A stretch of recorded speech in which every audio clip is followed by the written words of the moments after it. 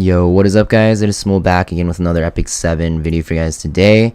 And today we're going to be talking about the new Mystic rotation that will be replacing Commander Pavel, who will be ending in 3 days and 19 hours after this video's recording.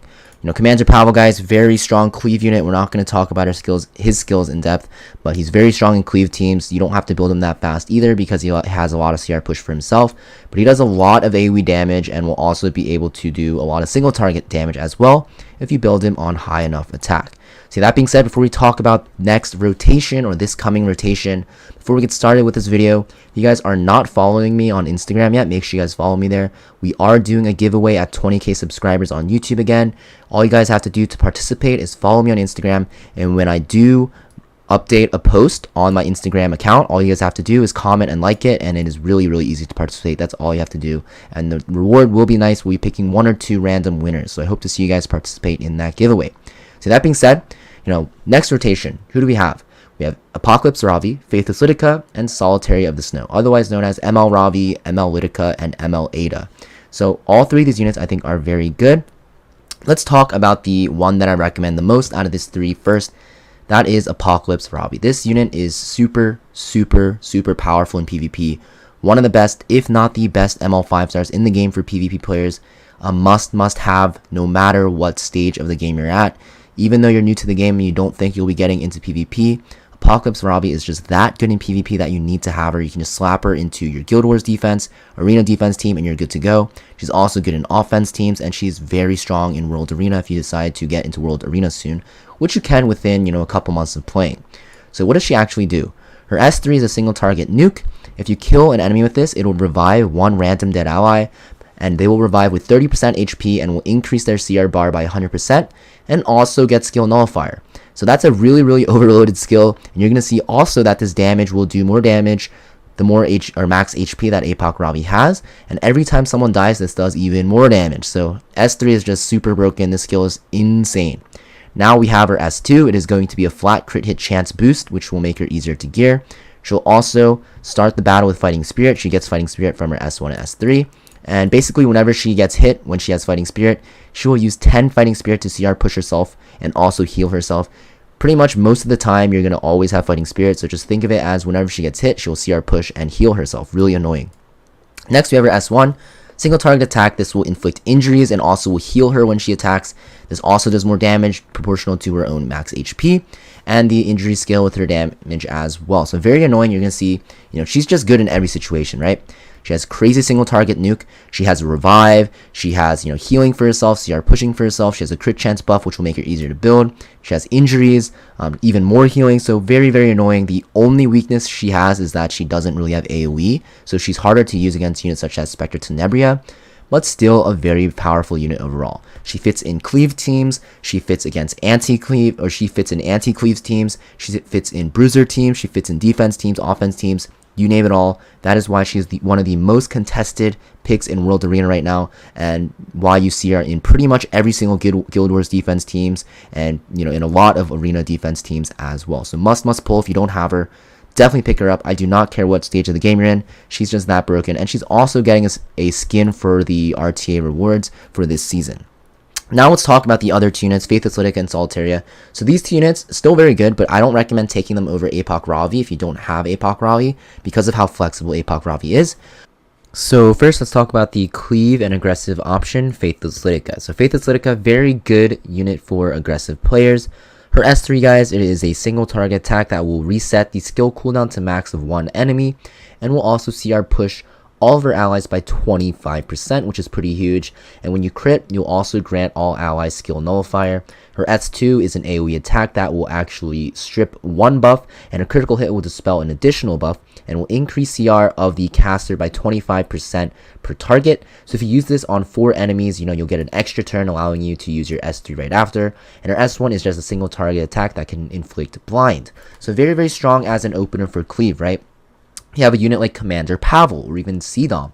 You can CR push them very heavily because you have 2 attacks that you can use in 1 turn, and you can basically, you know, CR push Cdom, pretty much to take her next turn, or you can even make ML Pavel take his next turn. And even if you don't have those 2 units, just stripping 2 buffs and also putting that skill nullifier up while resetting skill cooldown on a key unit is very, very nice. You can even soul burn her S3 to ignore effect resist, and her damage is pretty decent as well, especially after the buff.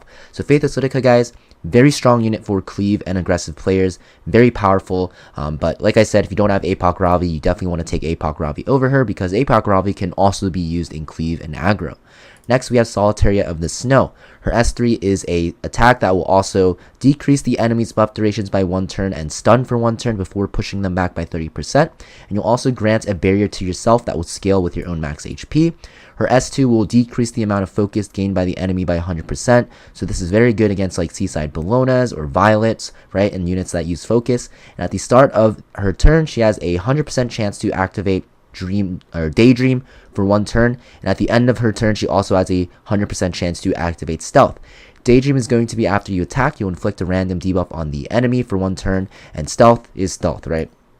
Now we have your S1. So your S1 is going to be a attack that has a chance to dispel 1 buff, and when you're granted Daydream, you'll activate an extra attack. So the extra attack is an AoE attack with a chance to stun. So if you run her on Abyssal Crown, you can kind of see why she gets really annoying, right? She has a 50% chance to stun on every every enemy with her S1 if she activates Foosh with a maxed Abyssal Crown.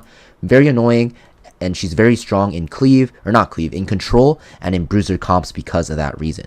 But like I said, even though she's very strong in those comps, APOC Ravi fits in those comps as well, so you definitely want to pick her up over those 2 units. But like I said, if you already have APOC Ravi, Faithless Lidica is better for cleave and aggressive players. Solitaria is better for people that like to control and play a little bit more slower.